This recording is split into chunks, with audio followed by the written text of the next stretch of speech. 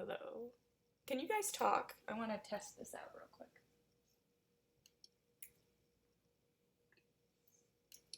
Could you try talking? Hello. Test. 1, 2. Okay, this is good. Hello. We're gonna have to do it through the way we did it before, but it's all good. Okay. We're on. Hey guys.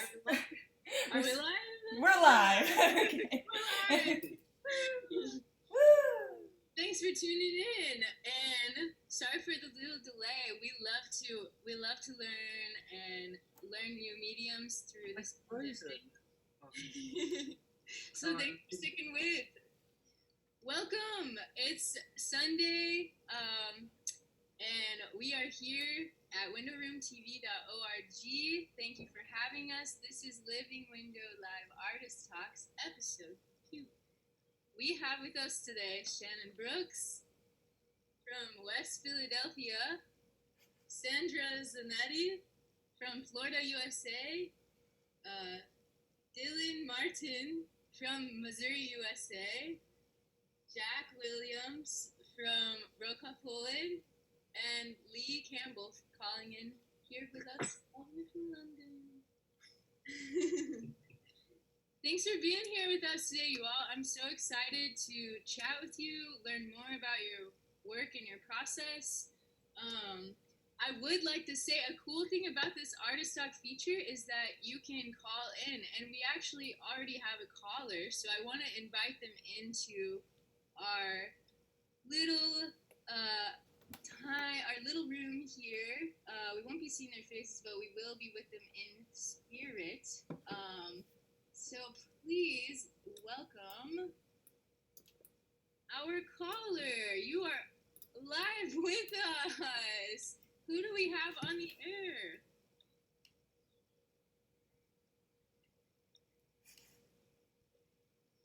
Sometimes it takes a second. Hello. Well, it's the illusion. We actually might have had a prank caller, which would be really cool. I'm really trying to have some of those. So if that's something you all out there are looking to do, try it. Try us. The number is listed at windowroomtv.org to call in, as well as the meeting ID. It's listed right down underneath there. So try it out. We're going to actually go to a screening here of these artists' films and moving images that they submitted for Living Window really soon. I first just wanted to thank again everybody for supporting so far and showing up in real life to check out the exhibition. It's been really fun to see both folks that I know there to get to experience their interactions, as well as the neighborhood and just passerbys being like, what is this? It's been really special, and I'm excited for this Wednesday's online screening of the full Living Window. It's going to be awesome right here on Window Room TV. We have a little more news about that coming after the screening here. I think it's time. Let's go ahead and dive right in so then we can all dive right in. It's going to be great. We have playing today, we have Shannon's, it's called Sound Blanket, listed as Blanket, the name evolved. We have Sandra Zanetti's Up in the Air, Lee Campbell's Let Rip, A History of Seeing and Not Seeing, Jack Williams' Entangled, and Dylan Martin's My Promise You Are Not Immune to Propaganda. Please enjoy. See you soon, you all. Cool. Mine's long. Sit down, enjoy.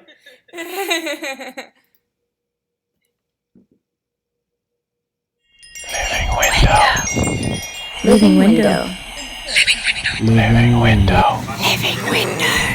After a long day of doing nothing, that's why I tune in to... Window Room TV. Oh, sweet. I've never seen this episode. Living window. Living window. Living window. Living window. Now available through your local cable provider. Only on Window Room TV.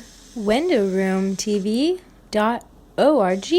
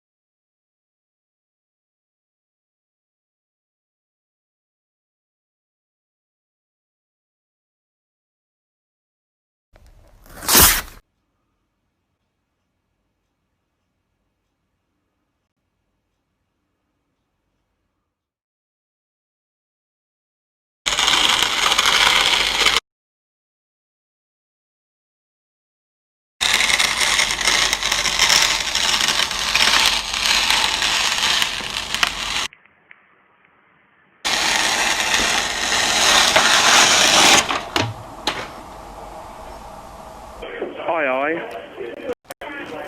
Aye aye. Aye aye. Aye aye. Aye aye. Aye aye. Aye aye. Aye aye. Aye aye. Aye aye. Aye aye. Aye aye. Aye.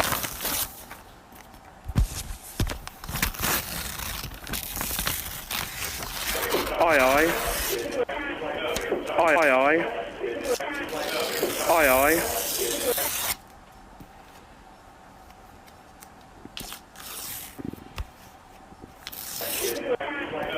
Aye aye. Aye aye. Aye aye. Aye aye. Aye aye.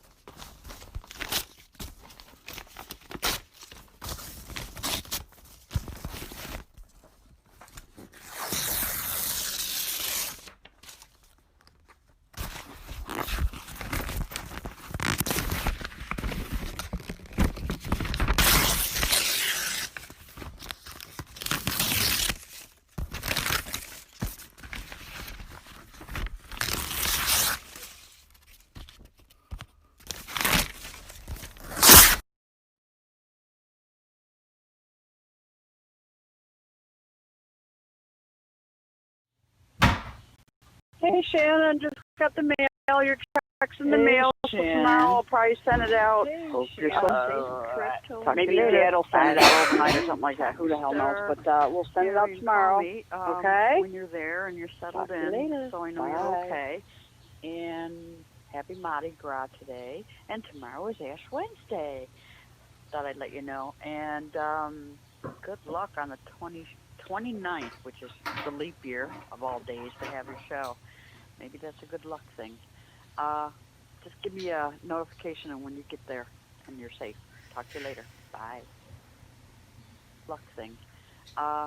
Just give me a notification on when you get there.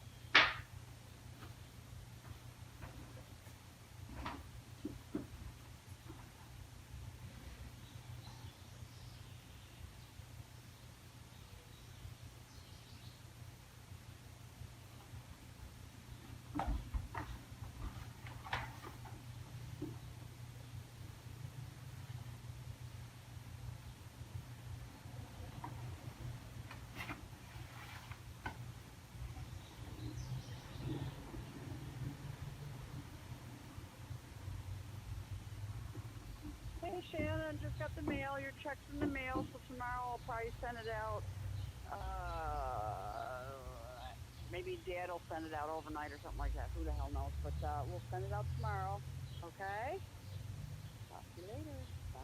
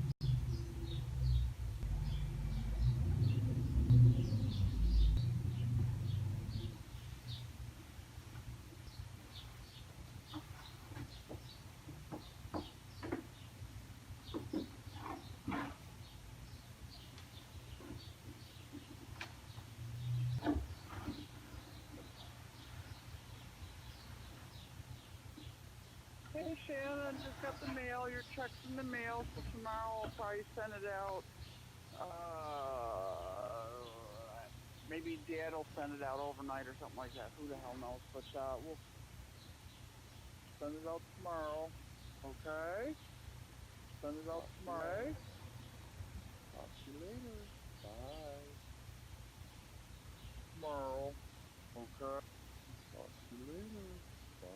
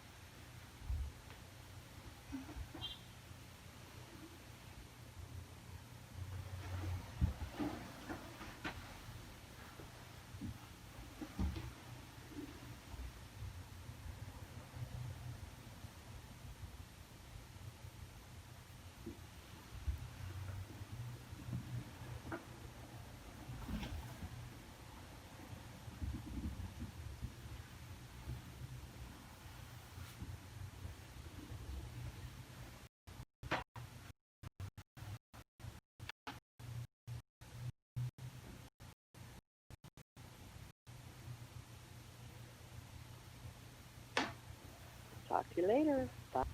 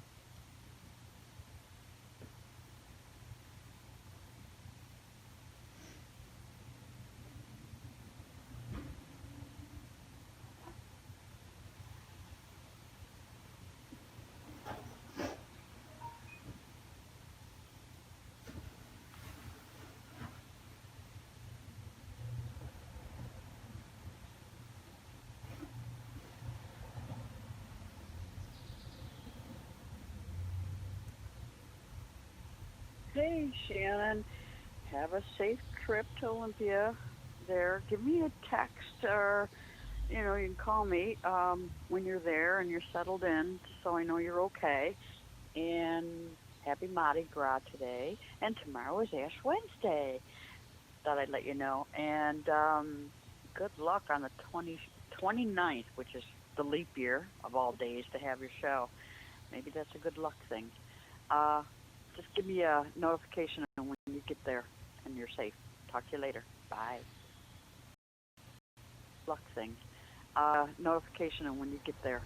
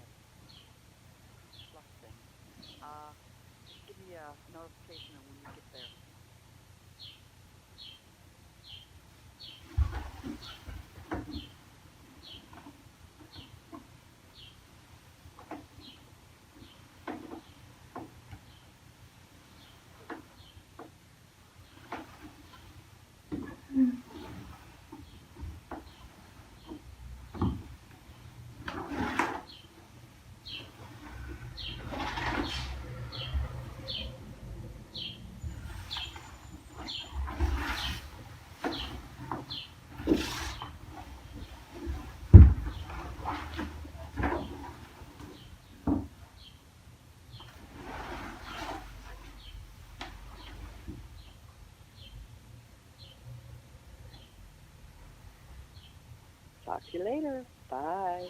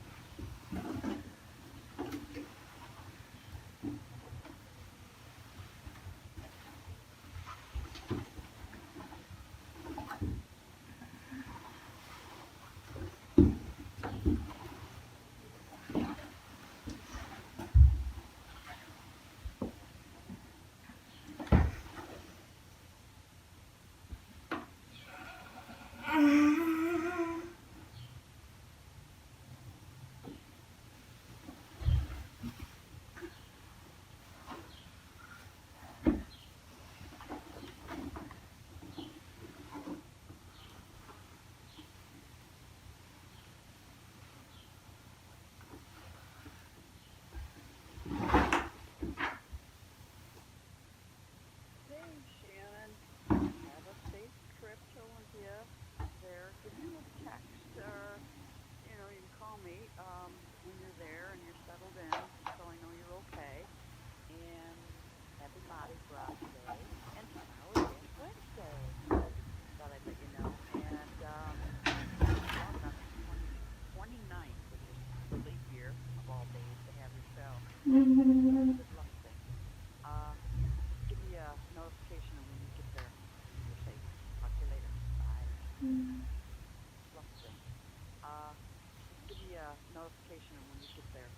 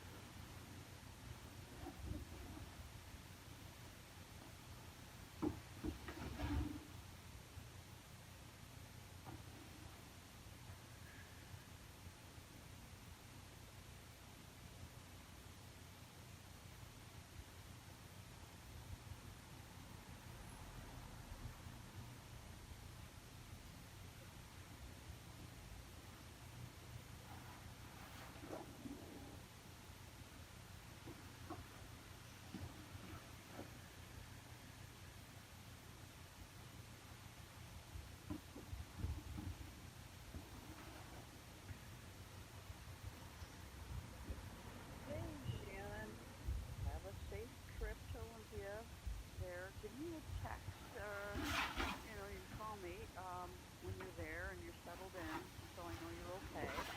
And happy Mardi Gras today. And tomorrow is Ash Wednesday.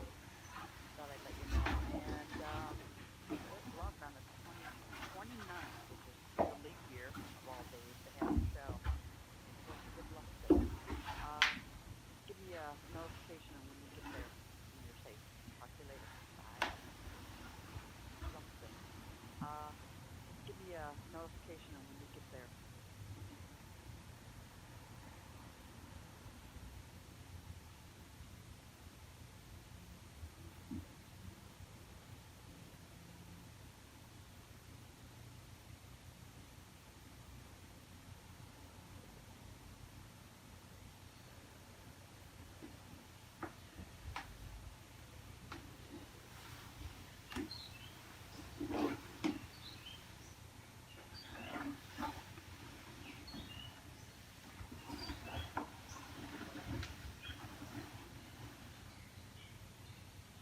Hey Shannon, just got the mail. Your check's in the mail, so tomorrow I'll probably send it out.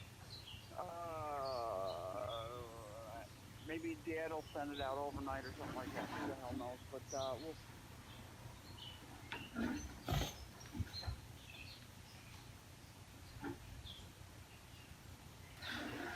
Talk to you later. Bye.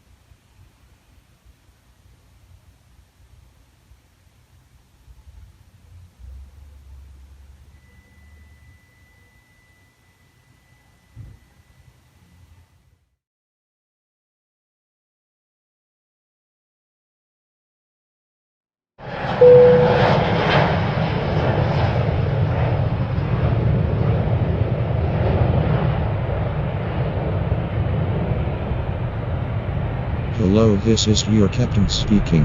On behalf of the flight crew, let me welcome you on board Delta Flight 6919 to Charles de Gaulle. We should touch down in Paris at 10 p.m. local time depending on this headwind, of course. If the weather cooperates, we should get a great view of the city as we land. We have hit our cruising altitude of 11,000 feet at an airspeed of 400 miles per hour and the use of approved portable electronic devices is now permitted. I've turned off the fasten seatbelt sign, which means you are now free to move about the cabin.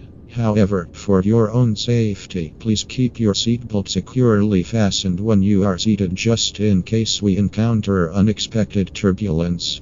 Please remember that the no smoking light will remain on throughout the duration of our flight in compliance with FAA regulations.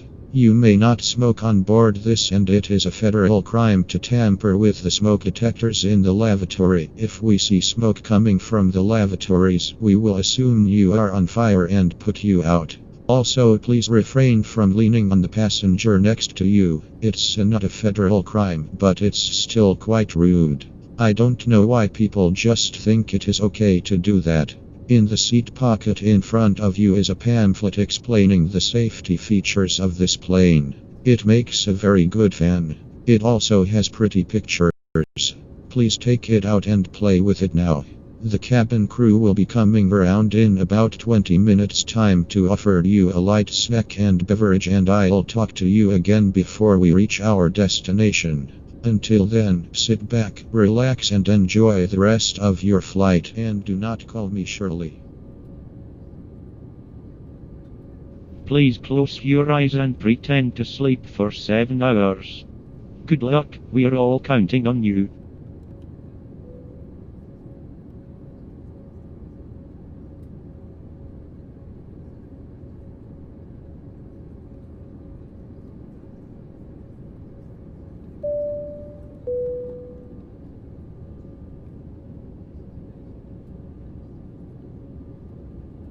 Ladies and gentlemen, we are now preparing to land into Paris Charles de Gaulle. Please turn off all portable electronic devices and stow them until we have arrived at the gate. In preparation for landing, be certain that your seat back is straight up and that your seatbelt is fastened. Please secure your carry-on items, stow your tray table, and pass any remaining service items and unwanted materials to the flight attendants. We are aware that many of you have connecting flights departing. In the event your connecting flight has departed, our ground staff will work with you to confirm you on the next available flight to your destination. Thank you for your patience. If there's anything we can do to make you more comfortable, please do not hesitate to ask. On behalf of Delta Sky Team, thank you for your business and your money.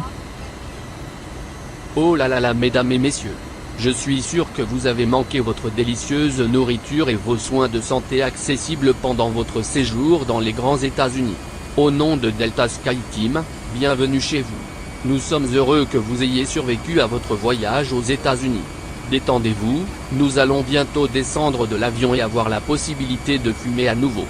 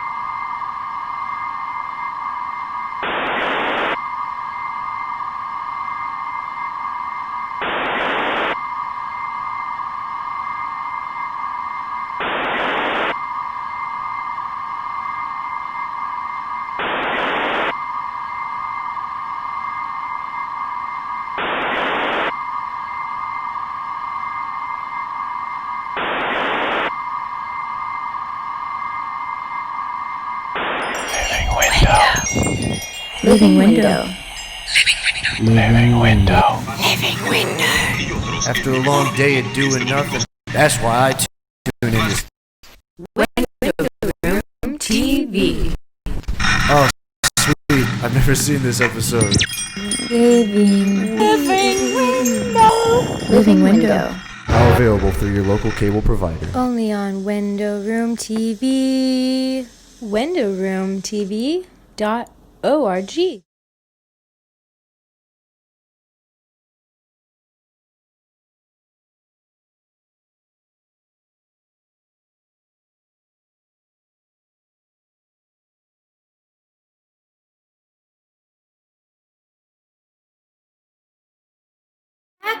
Okay, can you everyone speak? Say hi. Hey. Hello. Hello. All right. Just waiting. Okay, we're good. All right, so we can go. I just wanted to make sure, and now we're all synced up. Okay. So great. Thanks for watching, everyone. We're back with the artists. We even have Shannon over here, who is a part of the Artist Talk today, but is also doing the live broadcast. So give it up for Shannon. That's a skill, and it's labor, and we really appreciate it. This is now the time when you can call in. So if you would like to be a part of the Artist Talk, if you got some gossip for us, if you have some questions you need answering, if you need advice, if you want to tell us a secret, please call in. We'd love to hear from you. So that was a screening. That was 5 artists that have work featured in Living Window, which is screening every Tuesday, Thursday, and Saturday in West Philadelphia in real life at Street View. It goes from 8 to 10:30, and we have 3 more. So this is the last week that we're going to be showing, and then we'll see what happens after that. All right, so let's get into it. I just wanted to introduce these artists again. We got Shannon with Shannon Brooks, West Philadelphia, Pennsylvania. Shannon, I would love to just hear a tiny bit about you, and how you're doing today, and then we can dive into your all's, a little word on your all's pieces, after we do some intros, just getting to know you all a little bit. Cool. And then Shannon, if you want to pass it off after you're done. All right. Sounds good. Hi, I'm Shannon. Thank you for being here today and tuning in and dealing with all of our technical switches. How am I doing today? I'm all right. Whatever you want to share. I'm okay. I still kind of at the beginning of the day. Who knows where it will take me? And a little bit of my work with the blankets or sound blankets, and I'll just technically tell you what it is, and then we move on. I put string on 4 corners of one of my grandmother's blankets that she made and crocheted, and I attached it to things in my room, so then it was raised like a foot off the ground, and I was dancing underneath the blanket, and I taped an iPhone onto the ceiling, and then all in post, I did all the keyframing, and I green screened the floor out, which is why it's flashy, and it took all the orange out, which then I had to finagle to make the blanket look like it did, just orange. Anyways.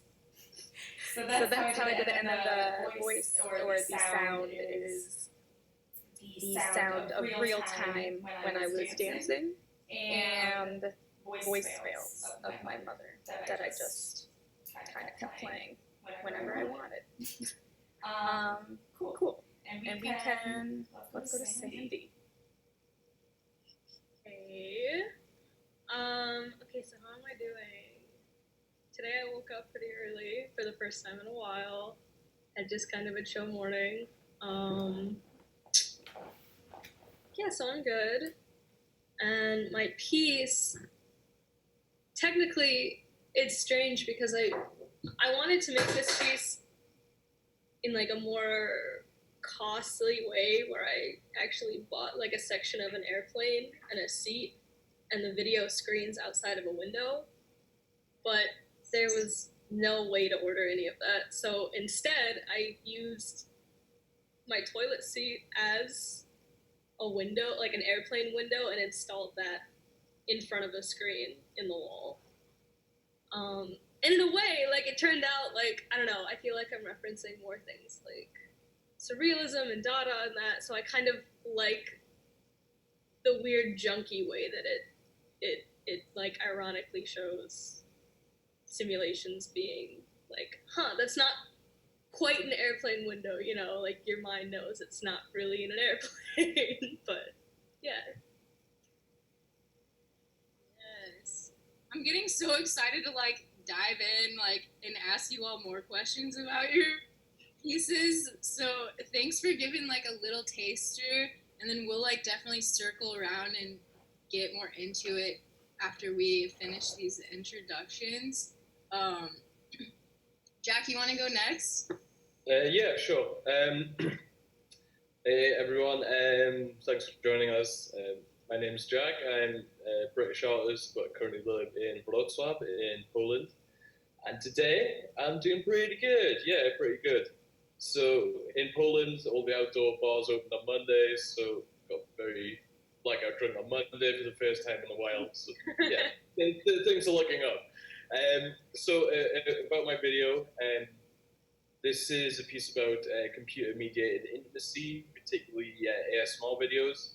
And yeah, I was particularly interested in how ASMR is elicited using certain hand movements. And yeah, I was just trying to link this up to issues about how intimacy is experienced in this kind of one-sided fashion, and also been looking at touch hunger as well, and how this kind of idea of the simulation of touch being used to say that and loneliness and solitude. And this has had a bit of a COVID-19 connotation to it because I myself have been trapped indoors for so long, and yeah, definitely been experiencing touch hunger and loneliness. So naturally, my ASMR usage has went up. Yeah, it's just kind of not really a critique on computer-mediated intimacy, just trying to look at some of the qualities in it. So yeah, that's it. Okay, shall I pass to someone? Pass it off. Okay, yeah, let's have Dylan. Hey everybody, I'm having a good day here in Colombia. Went on a huge hike yesterday, like 13 miles, but stayed up super late and kind of got drunk last night, so that was fun. But yeah, my loops are like the first actual video like output I've ever made, so really thanks to Em for encouraging me to put these in here. I got interested in analog video synthesis and then realized that I did not have the money to like invest in that equipment. And so I'm actually primarily like a sound artist or like musician, but no band practice for like 2 months now. So I got really interested in video, but it's funny, like I primarily work in audio and I had no audio in my videos. I don't know why, it just ended up like that. I have this next series that I'm working on right now called Quarantine Loading Screens, and I want to make some like really like crushed, compressed, like almost like newscast music to like put alongside those. Cool. Yeah, I work in this program called Cathometer, which is like you have to buy it on Steam. It's really buggy and really like terrible. It crashes all the time, but it's really cool. Like it makes all the stuff you see except for one is from Cathometer, and then I work a little bit in After Effects. Cool. Leah, I would love to hear from you, and then I would love to dive in. You all are bringing up some great points, great info. Hi everyone, I'm Lee. I'm an artist based in London. I've been making it for about 20 years. It's a long time. My background's in painting and sculpture, but only last year did I start working in film and moving image. And the piece that you saw was the first piece of moving image that I'd made moving image a little bit before, about 10, 15 years ago, but this one that you saw today was the start of a whole body. I was talking about it. And how am I doing? I'm doing good actually today. I went for a nice walk, and yeah, I feel a bit more normal than I did 3 months ago. That the world was going to end, and I'd have social interaction or no sense of anything normal, which, yeah, obviously getting back to some sense of familiarity, which is good. New normals. Well, thanks everybody. It's great to have you all here. I was really looking forward to this talk. I was glad that Dylan actually brought up that this being like one of one of Dylan's first things, deep dives into kind of video and visual work, because I think that we can have a really great time here kind of deconstructing and reimagining artist talks and art scenes, and we can have lots of different levels of experience and experimenting coming together, and it's really amazing when that happens, and I love to see it. So I would love to hear a little more. I think I would love to actually, especially Dylan also brought up, his is the only one that does not have sound. And earlier during the screening, we were all kind of talking in the Zoom call, and Lee brought up how Living Window, it's experienced in, the videos are experienced both with sound and without, and how the context just changes so much when you experience those videos with or without sound. So I personally I've experienced them both many times with and without, and my experience changes with whatever way I'm experiencing it, and what it brings up for me personally. So I was kind of wondering, Lee, if you want to start out, I was wondering if you, firstly, if you had the audio in mind first, or you started out with your visual process, and kind of like how your ideas came together, and what it's been like for you seeing your work without audio, and if it's brought up new meanings, like watching your own work without audio. I don't think I immediately thought about ripping and what it kind of, some of the meanings behind to rip. Because when you rip something normally apart, it means to like reveal or to, like, it can be quite like tearing something open to something, to rip something apart. But I actually think that, I don't think I was doing that particularly. I think that you don't really get a sense of, deconstructing or kind of looking back at my own personal history and thinking, like what might have changed in the time that, because a lot of those pictures that so when you were saying about what first triggered it, a lot of those images that you see are photos, paintings, drawings that were made 20, 25 years ago. Wow. Yeah, and I had this tutorial where someone said to me, I think you need to go back to your painting work and your drawing work. And I was like, I'm a performance artist. I've been making performance for 20 years, but I still really missed material. And I love working with film. I love working, you know, with the timeline and with technology. It's great. And all the things that you can kind of get from this kind of way of working. But I still miss that kind of working with like physical objects. So I then thought, well, how can I then bring in some of that old work, but not in a kind of like, you know, looking back at it kind of way and not really doing anything with it, but then juxtaposing that with all this new stuff as well. So there's a lot of like the text at the end is stuff which I wrote 6 months ago. So you've got this kind of weird like tension between the past, which is informing the present, but then it kind of, and I suppose the ripping is, I suppose, yeah, it's obviously the scrapping, the scrapbooky effect, the actual process of putting it together. But I like how the rips also are quite painful to listen to. Like some of them at the start are quite quick, and then there's others which are really quite slow. And another piece I've made just after this was where I actually slowed the bit down, so it was really, really slow.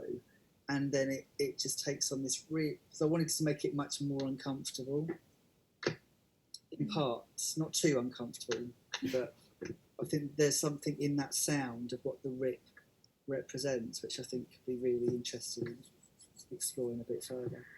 But yeah, that's how I started. Why was it so important for you for those ripping sounds to be heard? What kind of context do you feel like it provides that just seeing the visual wouldn't provide? Well, I think it helps to, when you look at the like the bit at the end, like the moving image where all the different scraps are coming together. I think it helps to,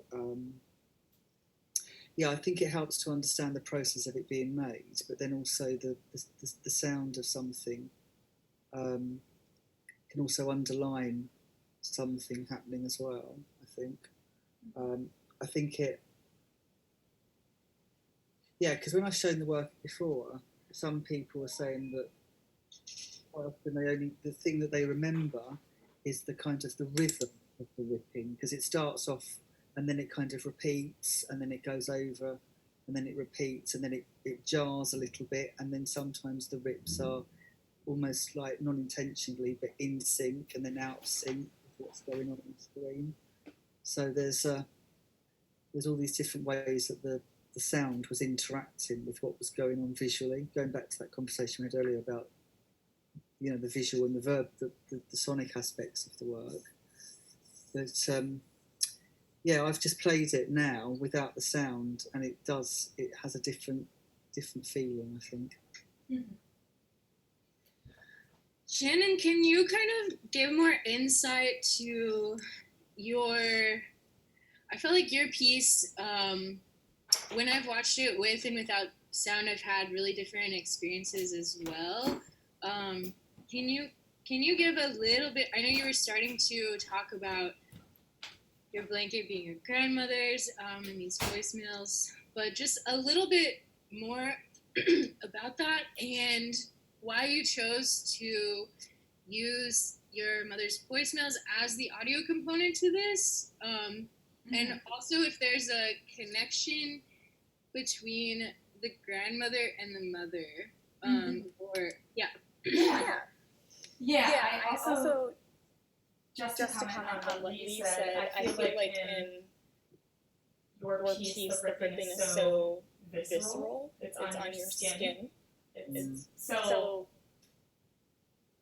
when you see the pieces coming together, it's just interesting. I feel like it hits you on an intuitional level, and it makes it's inarticulable, but it really supports this going back in time and reconstructing something in the present time. But it just kind of it speaks, it vibrates beyond that. It's interesting. I love how sound and image can suggest beyond what they really are. That's fun. My sound, I think, does that. I tend to make long pieces because I don't like cutting, or I don't know. I like long pieces. I just do that. But it's really hard for me to take up time and space. I'm very uncomfortable with it. Digitally, and when I went to the gallery, I live in Philly, so I was able to walk to the living window gallery or exhibition projection side street view.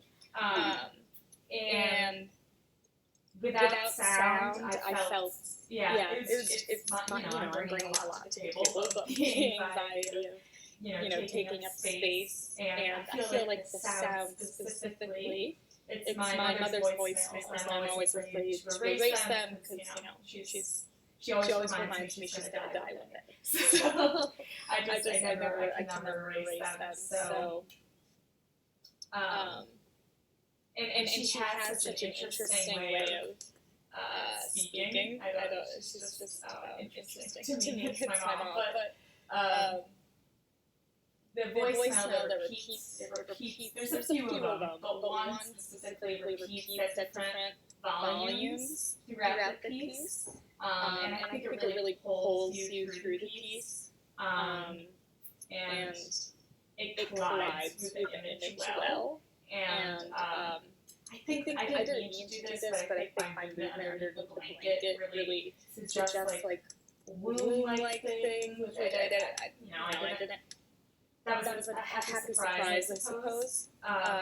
But the blanket is her mother's, who recently passed away from Alzheimer's. It was pretty like Alzheimer's can be tragic throughout the entire family. So I think I've just been harping back on memories and all of these sorts of tokens that we can take, whether they're like a voicemail or a blanket. And then I just kind of needed to dance into that blanket. And then from there I worked.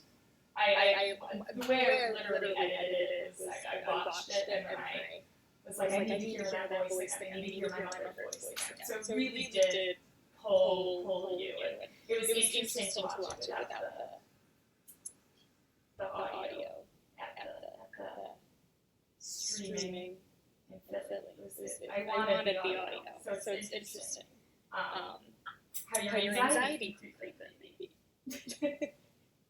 There's a nice link between my work and yours in terms of repetition, I think. The recurring motifs. I was really curious with now how do you do that? Is that green screen? Yeah. So you can take out green screen is just like you type in chroma key or keying. And you can take out any color. The reason why it's green is because green is the it is not often found in the human complexion. Unless you're sick.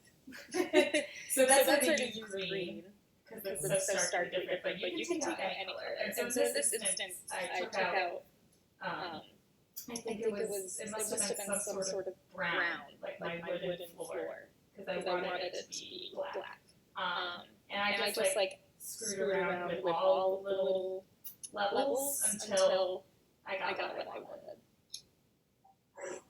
So all happenstance.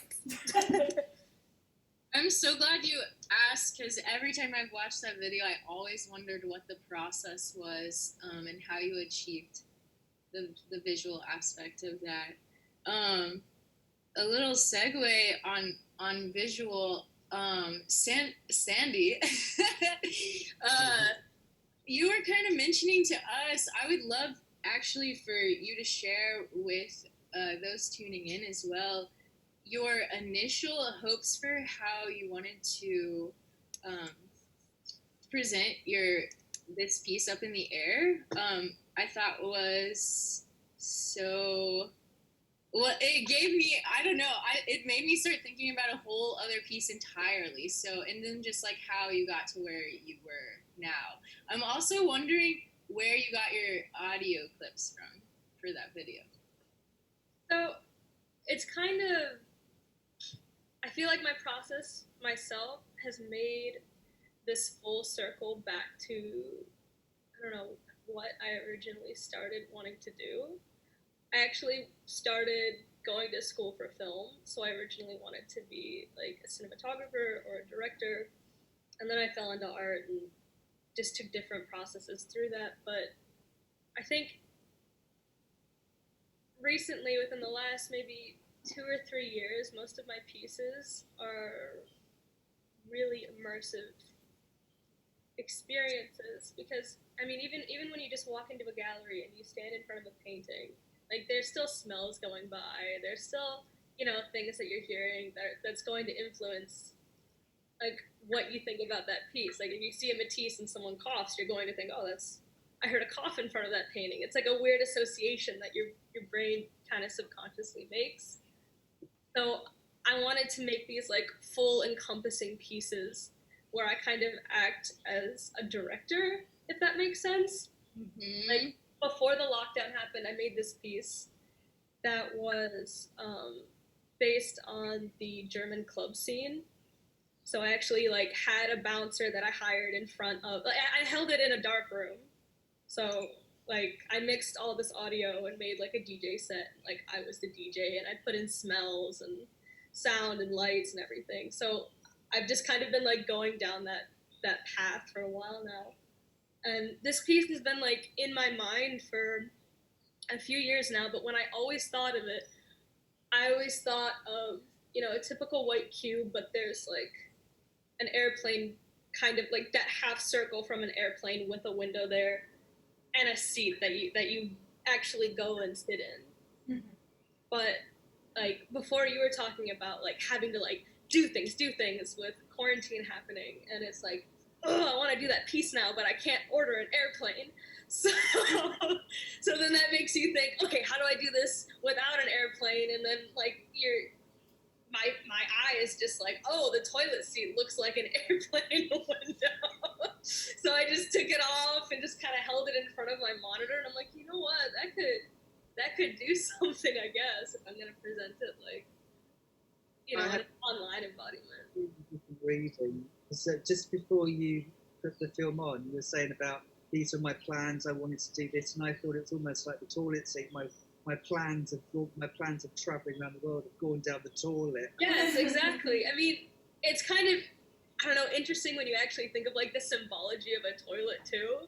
Like Freud cites it as a symbol for having control over yourself and your body.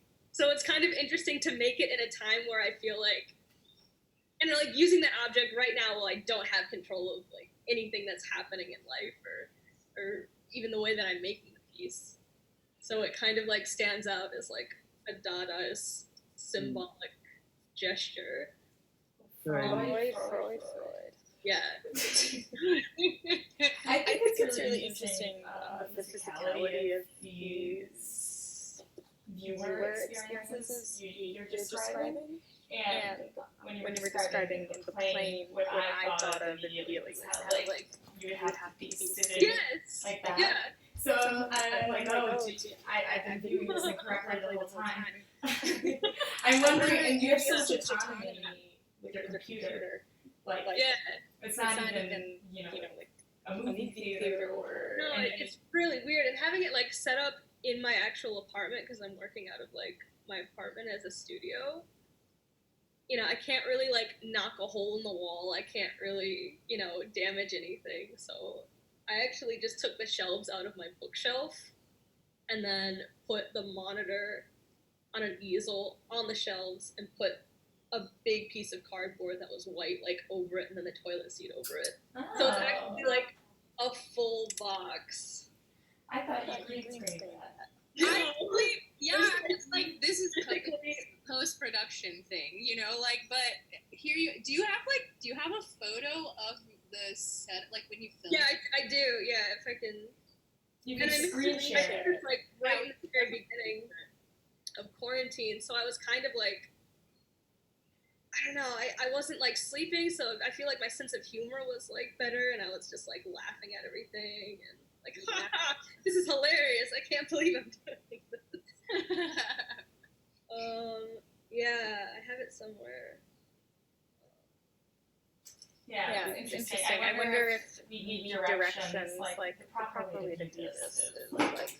Yeah, because I have like a doodle of it where I have like a stick figure and it's sitting in a chair and the screen is like, you know, here. Yeah, like an airplane manual. Yes, yeah. It totally changes like how you actually experience. Oh yeah, here it is. I think this is the video. I have a video where, yeah, there it is. So it just zooms out. Wow. Wait a second. What? I would have never heard. Yeah. I love movie magic. Oh, this is really special. Thanks for sharing. I honestly had no idea. Yeah, I would have never guessed. It was great, yeah. And the audio actually was, I mean, I always wanted to have audio, but originally I was just gonna pipe it, like, I have these recordings of different flights that I've gone on, so it's just like the air and people coughing and people getting up and people talking. So I have that like in the background, and I always wanted to have that just to like make an immersive, like, oh, I never really thought the sound of an airplane is really annoying when you're on the airplane. Oh, I hear it now in the gallery. But it was just like things just kept like piling on. Like it was like a weird fever dream making it really. I was like, oh, I gotta do this, and then I gotta add this audio, and I just wrote this like airplane script, and I literally just plugged it into a bunch of text to speech things, and I wanted the most like simulated voice. Like there are ones that are really natural that sound just like you or me talking, and then there are ones that are, you know, more computerized and like your ears know it's like not quite right. So it's like I wanted to evoke that feeling that when you're like in VR or like a virtual space or experiencing something like, I don't know, in a theme park that's not exactly like real. There's something, there's something in your mind that just goes, oh, that's not quite right, and that's kind of what I wanted to like evoke through the simulation of flight. Absolutely.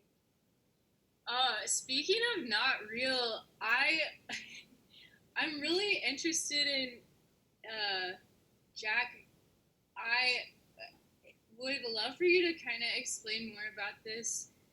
Your video I actually didn't know was in reference to AI mostly, which gives me, I don't know why, I just thought it was like... No, not AI. AI intimacy? ASMR. ASMR, okay, gotcha. Okay, so different. So you said your ASMR usage has gone up, or your intake of ASMR media has gone up during quarantine? Yeah, I mean, it was pretty high anyway.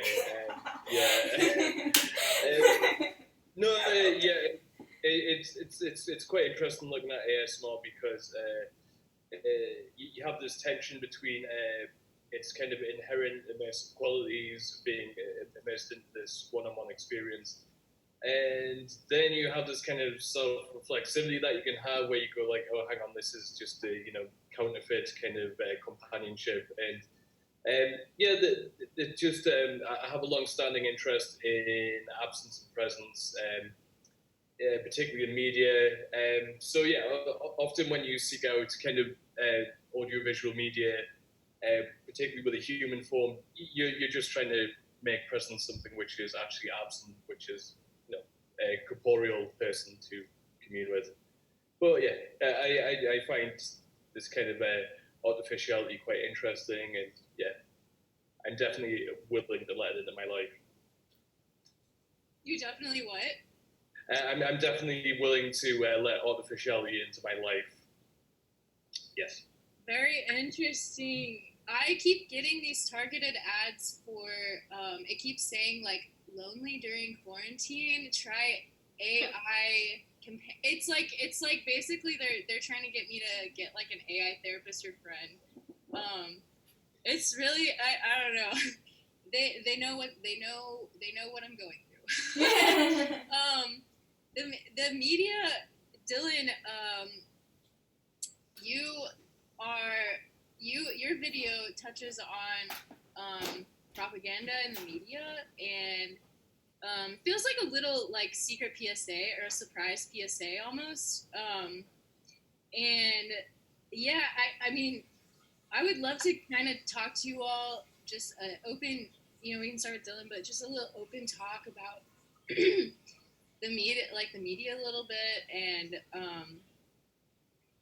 how you all have been feeling about the media during quarantine, and yes, just your influences on yourself and your work right now. Yeah, what I really like about Cathometer, the program, is when you start, it forces you to choose like a screen type, and you can choose from like NTSC or PAL, like the traditional standard definition screens, or like a Game Boy or Lynx or Apple II. So it necessarily like frames your creation in terms of like an older technology. And part of this, like, part of what I've been making is like total like escapism. And they're sort of like just intended to be like party loops. Like you would put that behind you and you would DJ. So I really like working with that because it kind of got me away from the like 4K HD like reality that we live in. And I don't know, I like to play with like themes of like authoritarianism and control, and I think the CCTV sort of look that I can achieve with that, yeah, it reminds me of some weird, like, I'm imagining some weird like I don't know, like futuristic communist state or something like that. Yeah, I've just been trying to get away from the media in quarantine because I became so inundated with it for a while. So getting back into the loops was really nice. It was very cathartic. Yeah, did you make this piece during quarantine? It's a recent? The whole thing, yeah. Like as a one thing, but I guess I've been making the loops since like November or something. Mm-hmm. Like the first one that was shown was like actually my absolute first ever thing I made. So yeah, I think they got, yeah, I don't know. Do you feel like you were getting inundated with like this media during quarantine, and it made you want to make these loops kind of about the media? Do you feel like you were seeing through? I mean, personally, I saw your piece and I was like, this is what I am feeling. It's like none of us are immune to propaganda. It's coming at us from every turn, and you really have to filter out every time you tune into any sort of media. And yeah, I was just kind of wondering if that's what you were feeling and you wanted to kind of make work about that, because I spend a lot of time thinking about the media and sort of like spin, because there's so much of it in like the last, I don't know, 10 years. I don't know. When you get online on Facebook or something, you're just hit with a lot of stuff that confirms your biases, but also like your crazy aunt that shares like Bill Gates is evil memes and stuff, like, and then you have friends that share stuff that like is just as crazy but like confirms your beliefs. You like stick with it, or like, yeah. So I find myself having to really like check myself, having like previously fallen into like conspiracy theory rabbit holes, and somehow came out on the other side. But I think it's it's our like attention economy, where like there's just so much shit, and like it's the best way to control people is just to put out so much shit that you can't even process it, or we like stop wanting to think rationally, or like I find myself really like not wanting to take the time to read long things or like really critical things because I've already trudged through like a lot of like useless CNN articles or something where nothing really new is ever said. Yeah, there's a sort of like grinding down effect that I feel. Yeah, I think that how all of this technology influences us physically and our brain and how we are able to communicate. The negative impacts we're able to note easier or like check or like understand and like verbalize. I wonder positive effects like this. I don't know what, because this isn't being with each other. This isn't being alone though. So this is a totally new embodiment. So I'm curious as to like just our relationship to technology and because we're so inundated with it and so abused by it as well as liberated. So it's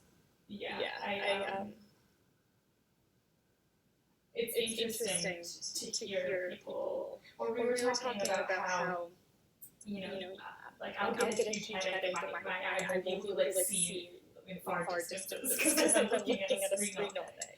But I don't want to turn it off because it's like literally some of it's set up to be addictive. Like earlier during screening, I think you mentioned the Instagram.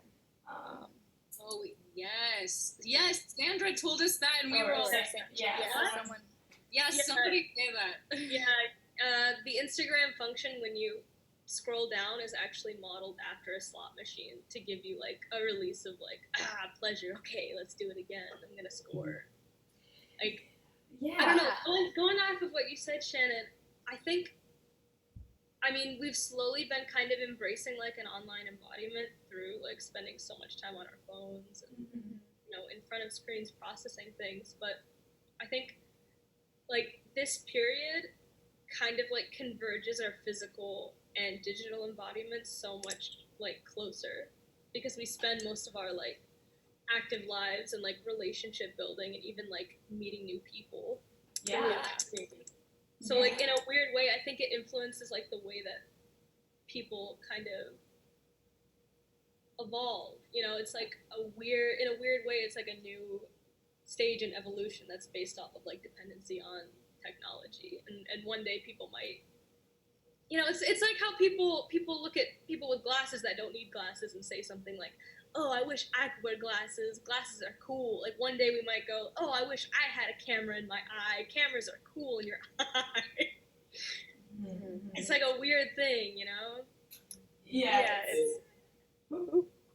Oh, sorry. No, go ahead. Sorry. No, you think that? No, go. Oh no.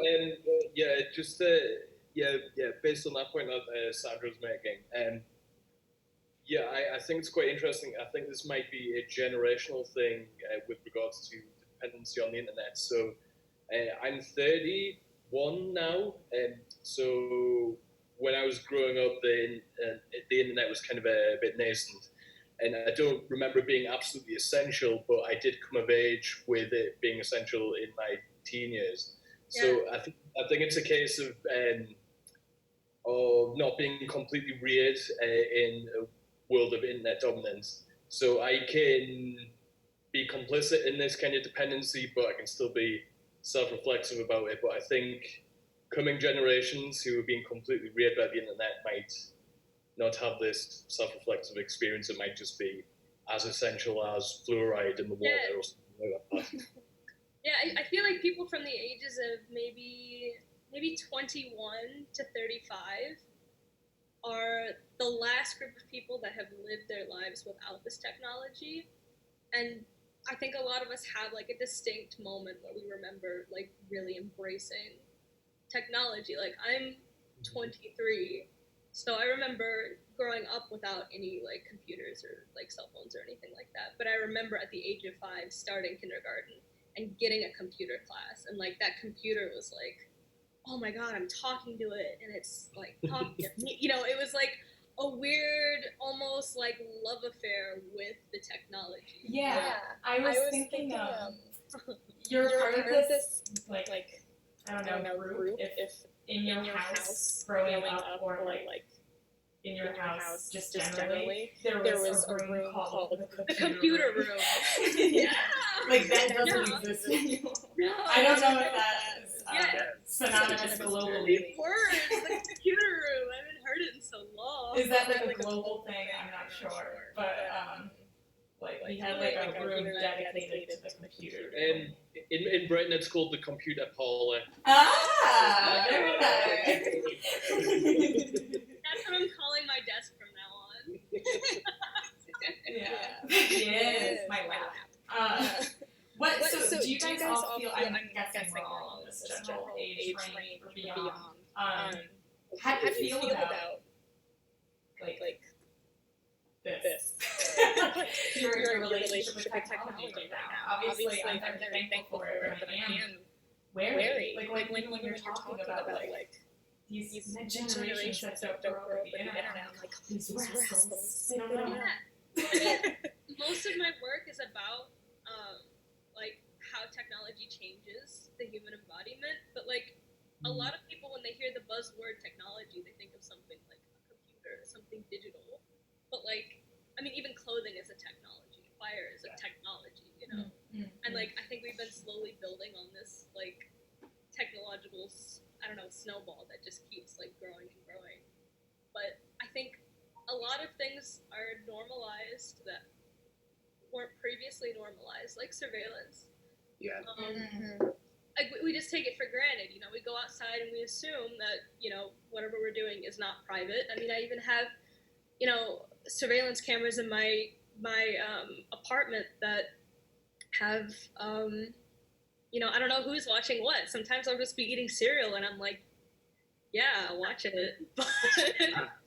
But it should make somebody feel like strange to watch surveillance, you know. It should like awaken something in you that says, oh my God, I'm being watched as well, and I feel a little uncomfortable watching this person, you know. But I think that's kind of like going away.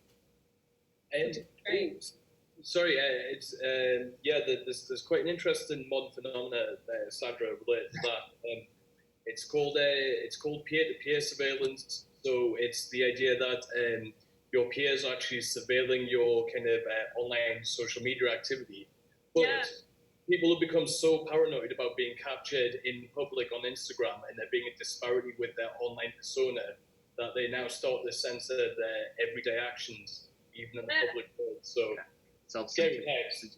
Well, I mean, even the people that work in those fields of like, it's not surveillance. I can't remember the exact job title, but it's the people that go through the internet and like take things. Oh, trawlers. Yes. Yeah. I feel like that you could get PTSD from that job because you're running into things that are, you know. Yeah, and they have. Yeah. Yeah, beyond the beyond of terrible, you know. Yeah, so let's move to the woods, maybe. I don't know. The other day at work, something came up in the news about Ted Kaczynski, and I was talking to my coworker about him, and I was just sort of like talking out my ass, and I realized I had never read his manifesto, so I just read it at work, and there was a great quote in there. It was like, a man with technology is like an alcoholic with a barrel of wine. Yes. I'll just have one glass. And we all know where that goes next. And that really struck home. I really go back and forth between really pushing back against incorporating it into my life, and then feeling like I need to be learning new skills to empower both myself and be able to like have useful skills for those around me as well and be like a resource. So I constantly go back and forth. I can't really figure it out. I guess like during quarantine, I have been trying to embrace it slightly more, and I more so am just feeling like it's a relevant thing that is a part of my reality currently, and I feel like when I'm engaging with, say, like social media or something, I am just feeling like I guess I'm like, I want to participate in this active current time, and so it's just feeling that, like, feeling out boundaries around it, and really just seeing like, okay, I think what I do is like, I'll just be like, now is going to be my like responding to my all the things on my phone time, or like all the things on my computer, and then I just set it down and have my life without it. Like I just make sure I have really separate times, and so I'm not always on with technology. So I don't know. That's kind of what I've been doing. What about you, Shannon? Mm-hmm. What about you, Shannon? For your own question. One second. I'm trying to figure out if my voice is doubling while I speak. Live. Yeah. So right now, I'm trying to find out if when I speak, it doubles on the live window room TV. I hear like 6 when I speak, so I have no idea. Anyways. So that's how I feel. I feel like I bet you plus this. Sorry, I'm just joking. No. Yeah, I dive into it. Which I do with a lot of things. I dive in, and then I fully experience it fully, and then I'll try anything once. And so, like with that, I do window room TV and I'm experimenting. But that doesn't mean that I don't have time for reflection. But that doesn't also mean that I don't work until my eyes can't see. Until I have to go outside and I have to put down my phone. I have to be more disciplined with play than work. And my work is very playful, so it gets confusing. But yeah. So I have to be very disciplined with putting down my phone. But that's learned. I'm someone who's really burned their hand on the stove a few times before it's touched. I'm wondering how you all, so Lee, for example, the piece that was screened today, Lee noted that it was like really like the first dive into super personal work, and sharing that with others. And I'm just kind of wondering, in this age of where technology and surveillance is, becoming more a part of our lives at all times, how you feel about putting out really, deeply personal work that's very vulnerable, where I feel it's like kind of hard to find that sometimes among technology and in spaces like that. I think there can be a sort of danger, can't there, that you put out work which is like really personal, and people can find that quite alienating because it just becomes like a, there's no kind of lead in. So I think that there's obviously there's this danger that it can become not too personal, but just there's no access point for an outsider. So I try and think of like some of the themes that I deal with in the work. There's a universal quality. It doesn't matter what your subjectivity is, that people can understand. Growing up, going through all the horrors of not horrors, but the transformations that we go through as a teenager, and thoughts that you can connect with on all different levels. But I was just actually thinking about, because I teach as well, and I find it quite awkward when students befriend me on Facebook or follow me on Instagram, because at what point do I want to keep part of myself to myself?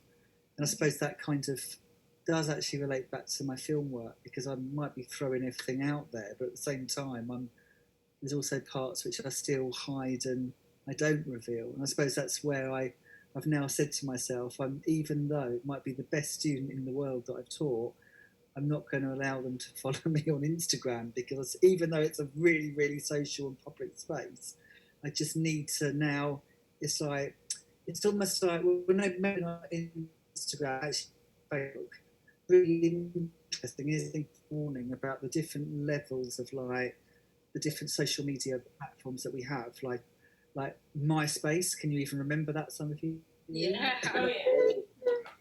And then, like, do people like use Facebook really that much anymore? No, like, so Facebook for me is like most of the people on there now, like my family and my like people that I've known for a long, long time, and so that it's taken quite a different role than say Instagram, or like, do we really use Twitter now? I mean, quite interesting now seeing the different hierarchies over time of how these different, you know, these different spaces are taking on different functions.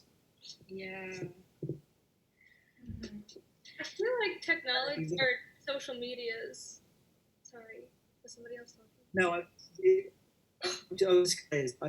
really liked Sandra's point about this. You know, this quarantine is like, you know, it's provoked this kind of massive reshifting or reconfiguring of how we socially interact. But it'll be really interesting to see the bits that carry on after this. Like, are we all pining for physical communication and physical? I like the usage of intimacy that Jack talks about, and that need of being in the space with other physical beings, and a kind of relationship to materiality and physics. Or is it going to be something that's more blended and more, you know, a bit of both? Because I'm finding it a real struggle giving my lessons just purely online, because I'm just talking to a computer screen all day, and I really, really miss actually being in the classroom. But then there's certain things which is quite nice to, when I can just, you know, turn the computer screen off when I want to, and it's quite nice when the students can't see me.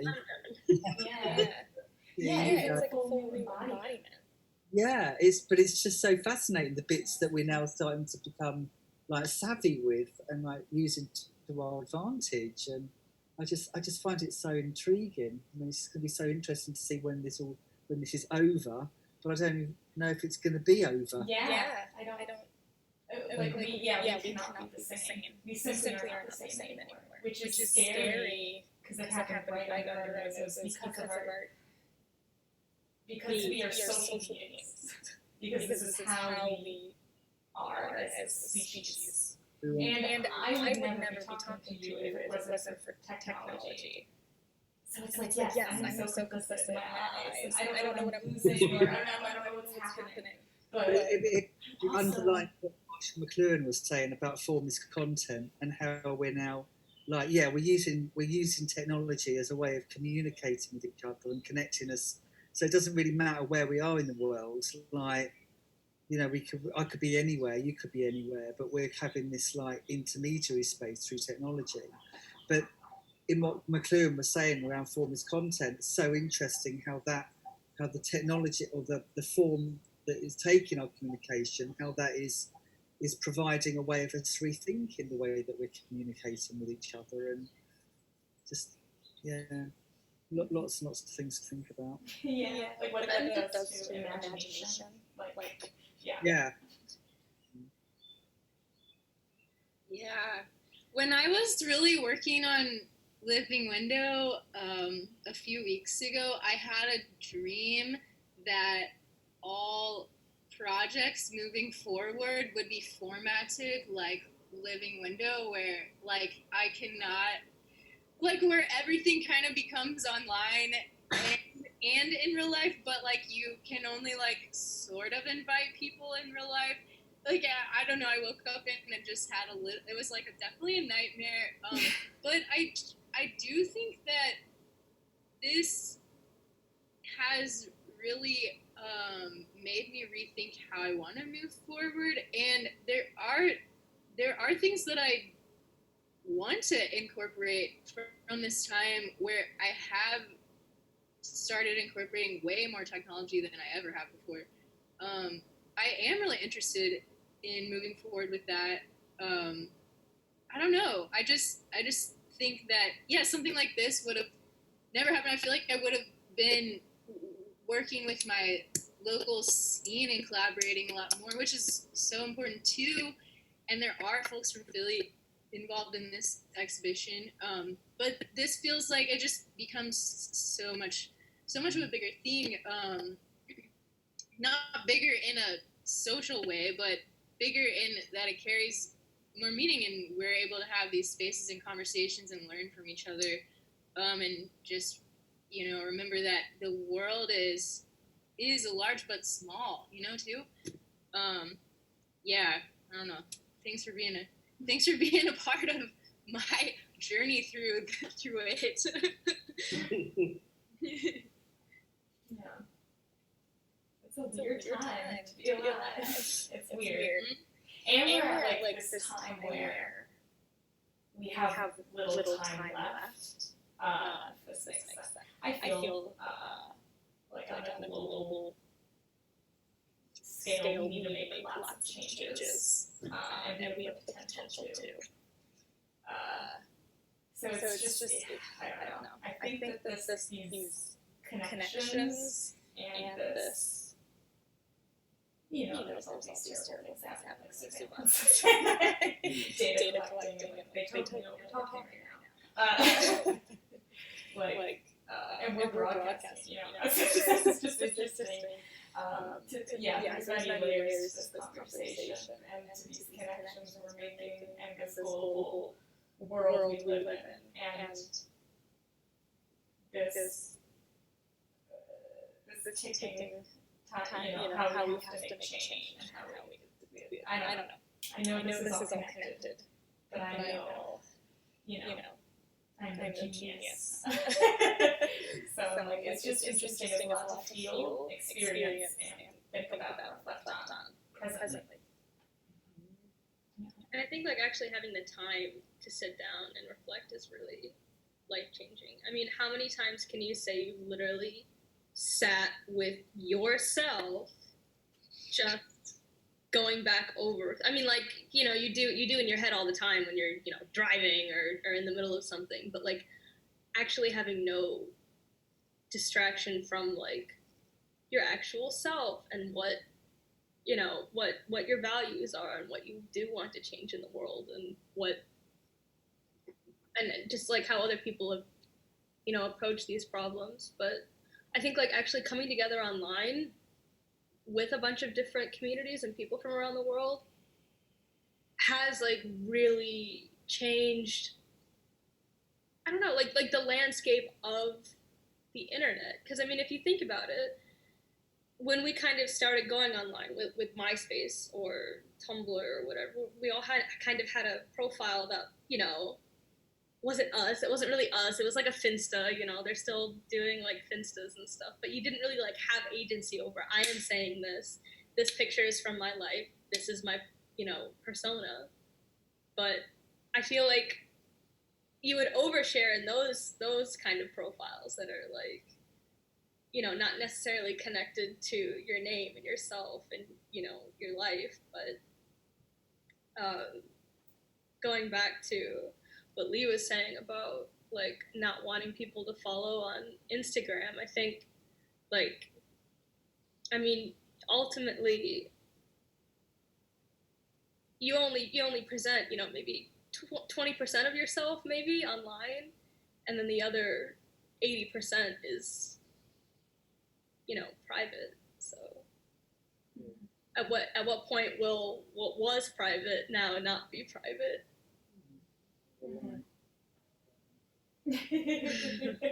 What was once private will not be private.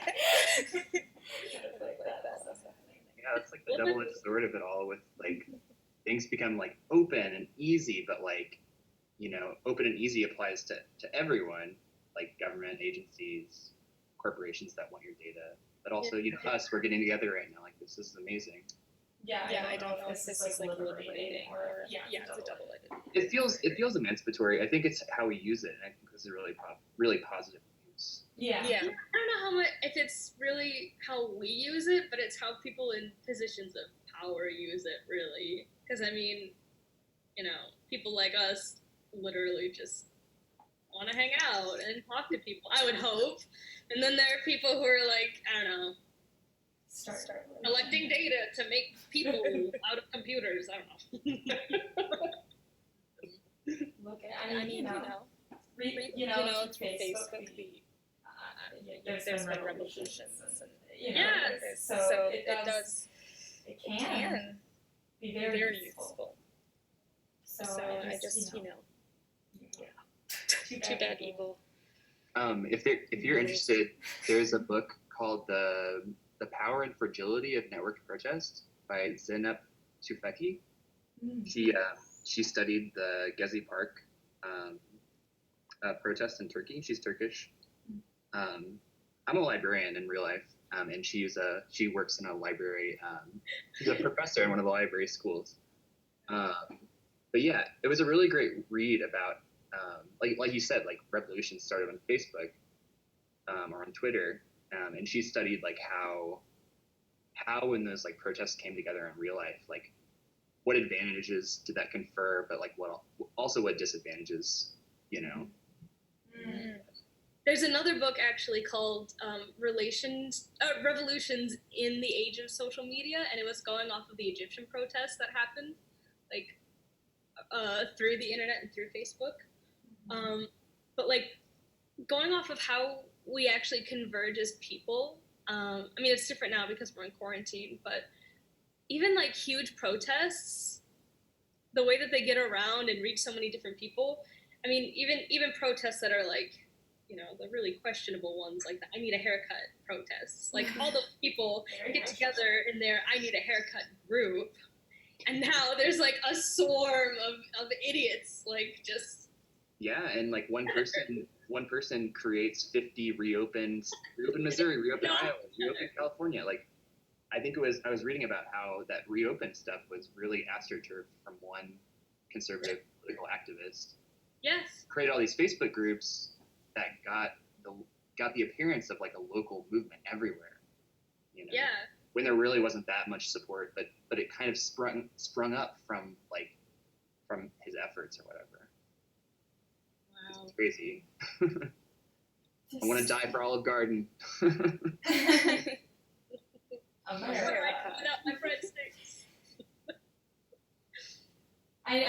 It's interesting to think about this related to disability justice because people don't think that they're dependent on people, and your worth under capitalism is really about how much you can make, how much you can sell your labor, and how much you can produce essentially, and how little you have to rely on others in order to like make enough to meet your basic needs. And it's one of the many reasons why there's abuse against people with disabilities, because they're not, for this reason or that, able to look like they meet those needs. And it's like that's these people protesting for a haircut. like they're dependent. It's about dependency. Like we are all dependent. We live in an interdependent society and globe. So it's just interesting to think about that connection. But that's a large can of worms to dig into. In terms of like disability and technology in general, I mean, not computer related exactly, but I mean it's kind of interesting to me, like the hierarchy of technologies. I mean, how easy would it be to make a wheelchair that goes up and down staircases if we can take a rocket to the moon, okay? But which one do we actually need as a society? I mean, probably the rocket to the moon once this infection increases. You're right, I didn't think about that one. We have the potential for both. We can do. Yeah, but the fact that the money doesn't have to make one is. The motivations are messed up. not be like totally relying on fossil fuels. That's what I have money, power, authority. Sucks. And scene. I know. You all, I just value these conversations so much, and like could feel like we could be really going on for a long time, but it's actually already 1:59 Eastern here, and so we're gonna have to wrap it up. Really great talks today, really interesting, and so glad to have you all. My computer tells me every hour. Because my brain says time doesn't exist. Yeah, but I just wanted to let viewers know, thank you so much for tuning in. We have one more online opportunity to attend Living Window programming. It is happening on Wednesday. It's a online screening, which I think is going to be so fun. We have two options. That's for international time, when everyone's awake, is at noon, and then we have 7 o'clock as well. Just gonna reveal here, you heard it first, folks. We have actually performances opening and closing for the screenings. So for the noon screening, we have Volvette from Columbia, Missouri, who did the soundtrack for Sasha Goodnow's Leading Ladies in Optical Color. And then of the nighttime, for the evening screening, we have Philly's own Emo Space Bird, who is gonna blow us away to start it out. That's gonna start at 6:30. And then to close us out for the night, we have a DJ set after the screening by 18 and Counting, who's out of St. Louis, Missouri, and he actually did the music for Chismo TV's One-Liners that's in Living Window. So I'm so excited. I think we're going to have a great time. So please join us. Thanks for tuning in today, and thank you so much to those who joined us, Sandra, Jack, Lee, Dylan, Shannon, and thanks to Window Room and Window Room TV, which is Shannon, and Window Room TV is Shannon and some other wonderful collaborators. Wouldn't it be possible to take this in real life exhibition online and available to all of our international participants? Yes, the broadcast reveal. So I really appreciate the partnering up that we've been able to do. It's been a blast. And great talks today, everybody. Enjoy the rest of your day and come back and see us on Wednesday for the screening. Woo! Thanks, everybody. Thank you so much. Thank you. Take care. All right. Stick around for the second screening if you want to see their videos again after this. Thank you. Living window. Living window. Living window. After a long day of doing nothing, that's why I tune in to... Window Room TV. Oh, sweet. I've never seen this episode. Living window. Living window. Living window. Living window.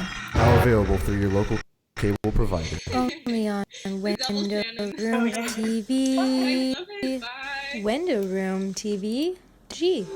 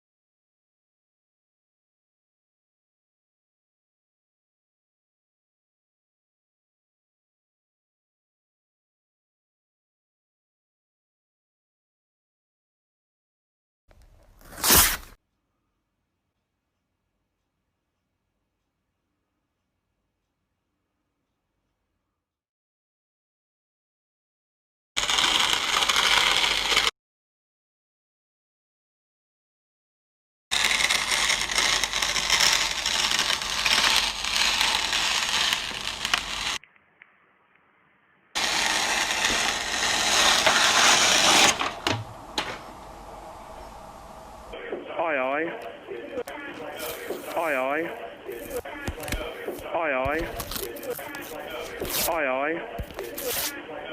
Aye aye. Aye aye. Aye aye. Aye aye. Aye aye. Aye aye. Aye aye. Aye aye. Aye.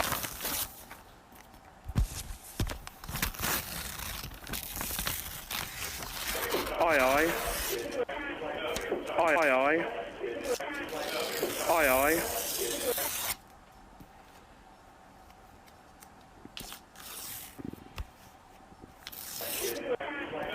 Aye aye.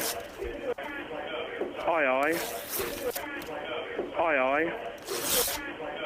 Aye aye. Aye aye.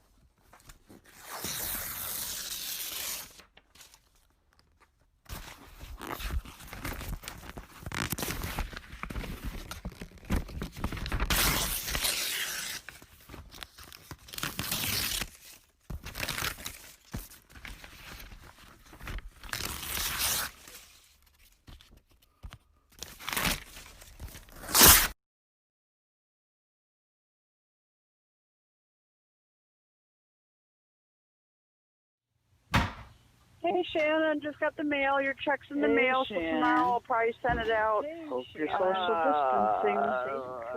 Maybe Dad will send it out overnight or something like that. Who the hell knows? But we'll send it out tomorrow. Okay? When you're there and you're settled in, so I know you're okay. And happy Mardi Gras today. And tomorrow is Ash Wednesday. Thought I'd let you know. And good luck on the 29th, which is the leap year of all days to have your show. Maybe that's a good luck thing. Just give me a notification on when you get there and you're safe. Talk to you later. Bye. Luck thing. Just give me a notification on when you get there.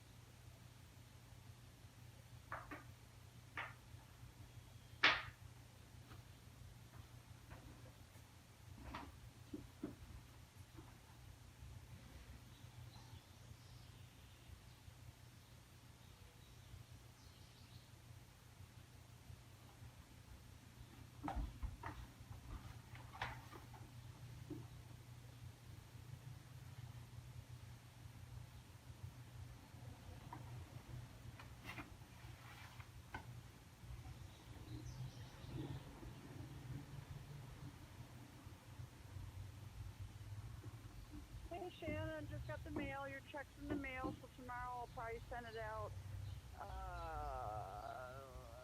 Maybe Dad will send it out overnight or something like that. Who the hell knows? But we'll send it out tomorrow. Okay?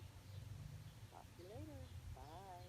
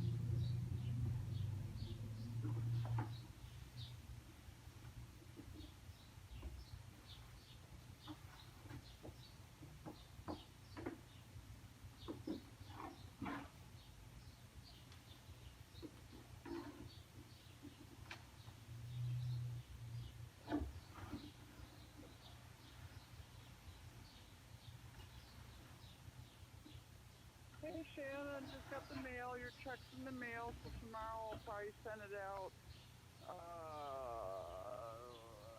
Maybe Dad will send it out overnight or something like that. Who the hell knows? But we'll send it out tomorrow. Okay? Send it out tomorrow. Okay? Talk to you later. Bye. Send it out tomorrow. Okay? Talk to you later. Bye.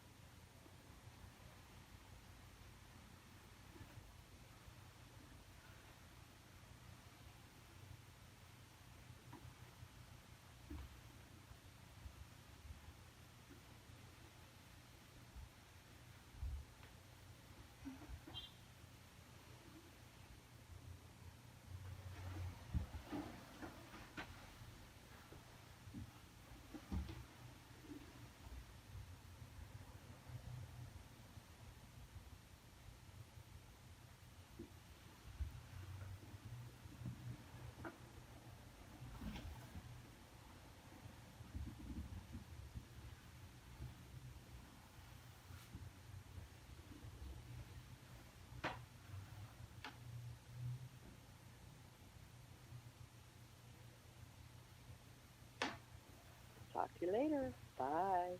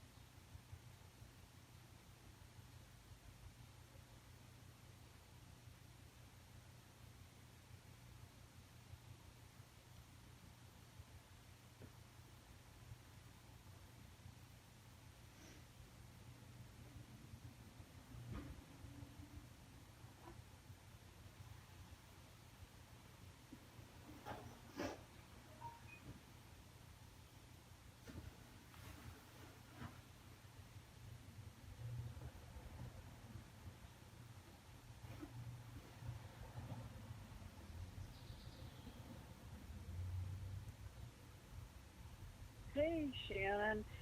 Have a safe trip to Olympia there. Give me a text or, you can call me when you're there and you're settled in so I know you're okay. And happy Mardi Gras today. And tomorrow is Ash Wednesday. Thought I'd let you know. And good luck on the 29th, which is the leap year of all days to have your show. Maybe that's a good luck thing. Just give me a notification on when you get there and you're safe. Talk to you later. Bye. Luck thing. Just give me a notification on when you get there.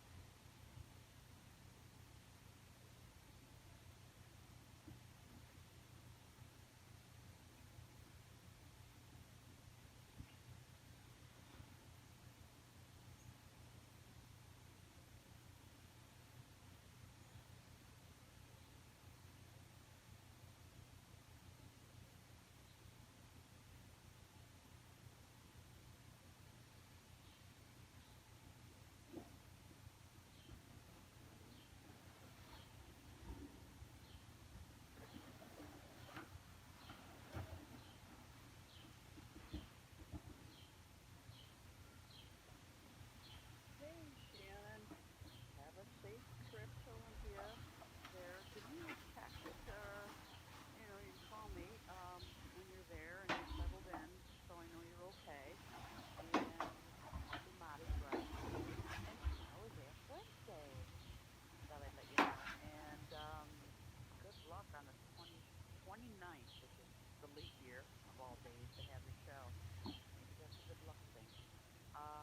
Just give me a notification on when you get there and you're safe. Talk to you later. Bye. Luck thing. Just give me a notification when you get there.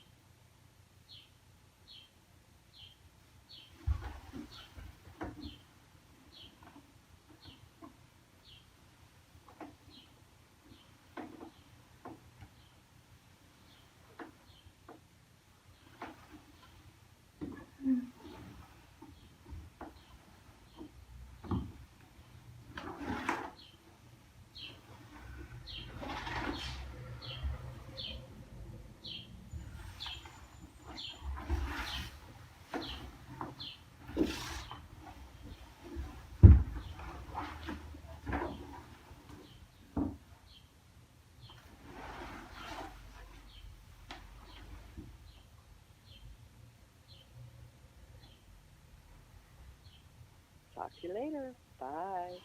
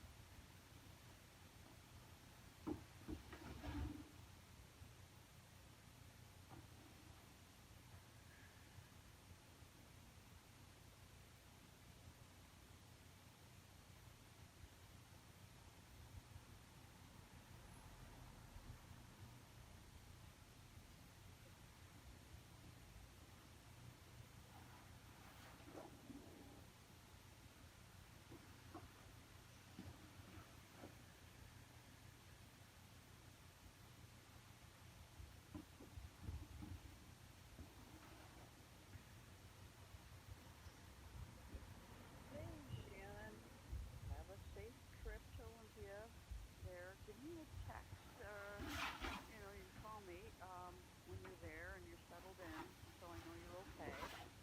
And happy Mardi Gras today, and tomorrow is Ash Wednesday. Thought I'd let you know. And good luck on the 29th, which is the leap year of all days to have the show. So good luck there. Just give me a notification when you get there, when you're safe. Talk to you later. Bye. Something. Just give me a notification when you get there.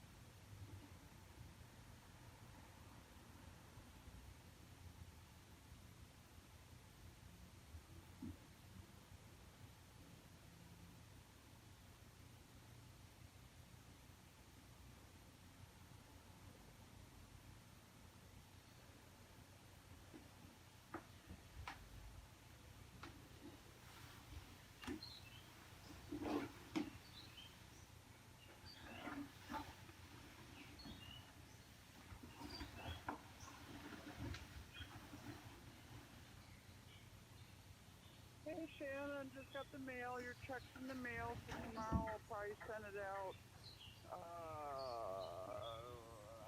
Maybe Dad will send it out overnight or something like that. Who the hell knows? But we'll.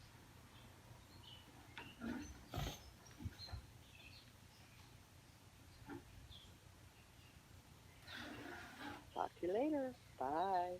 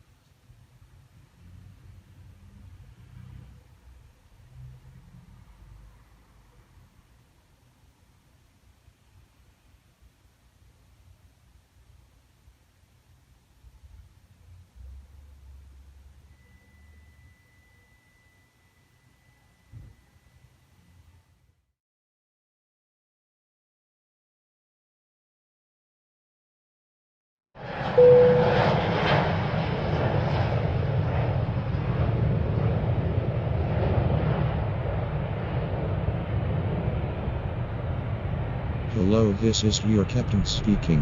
On behalf of the flight crew, let me welcome you on board Delta Flight 6919 to Charles de Gaulle. We should touch down in Paris at 10 p.m. local time depending on this headwind, of course. If the weather cooperates, we should get a great view of the city as we land. We have hit our cruising altitude of 11,000 feet at an airspeed of 400 miles per hour and the use of approved portable electronic devices is now permitted. I've turned off the fasten seatbelt sign, which means you are now free to move about the cabin. However, for your own safety, please keep your seatbelt securely fastened when you are seated just in case we encounter unexpected turbulence. Please remember that the no smoking light will remain on throughout the duration of our flight in compliance with FAA regulations. You may not smoke on board this, and it is a federal crime to tamper with the smoke detectors in the lavatory. If we see smoke coming from the lavatories, we will assume you are on fire and put you out. Also, please refrain from leaning on the passenger next to you. It's not a federal crime, but it's still quite rude. I don't know why people just think it is okay to do that. In the seat pocket in front of you is a pamphlet explaining the safety features of this plane. It makes a very good fan. It also has pretty pictures. Please take it out and play with it now. The cabin crew will be coming around in about 20 minutes time to offer you a light snack and beverage, and I'll talk to you again before we reach our destination. Until then, sit back, relax and enjoy the rest of your flight, and do not call me Shirley. Please close your eyes and pretend to sleep for 7 hours. Good luck, we are all counting on you.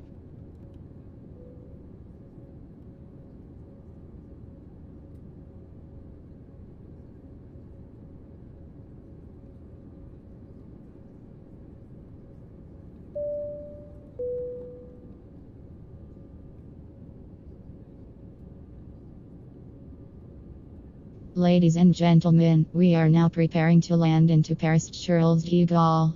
Please turn off all portable electronic devices and stow them until we have arrived at the gate. In preparation for landing, be certain that your seat back is straight up and that your seatbelt is fastened. Please secure your carry-on items, stow your tray table, and pass any remaining service items and unwanted materials to the flight attendants. We are aware that many of you have connecting flights departing. In the event your connecting flight has departed, our ground staff will work with you to confirm you on the next available flight to your destination. Thank you for your patience. If there's anything we can do to make you more comfortable, please do not hesitate to ask. On behalf of Delta Sky Team, thank you for your business and your money. Oh là là là, mesdames et messieurs. Je suis sûr que vous avez manqué votre délicieuse nourriture et vos soins de santé accessibles pendant votre séjour dans les grands États-Unis. Au nom de Delta Sky Team, bienvenue chez vous. Nous sommes heureux que vous ayez survécu à votre voyage aux États-Unis. Détendez-vous, nous allons bientôt descendre de l'avion et avoir la possibilité de fumer à nouveau.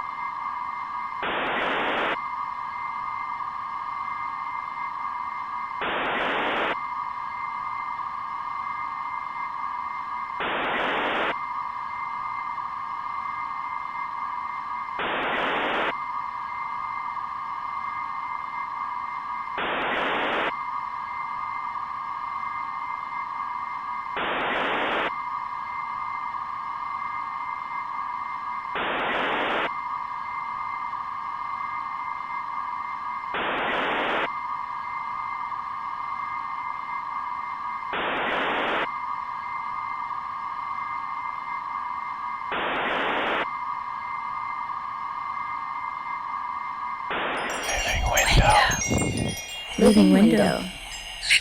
Living window. After a long day of doing nothing, that's why I tune in to... Window Room TV. Oh, sweet. I've never seen this episode.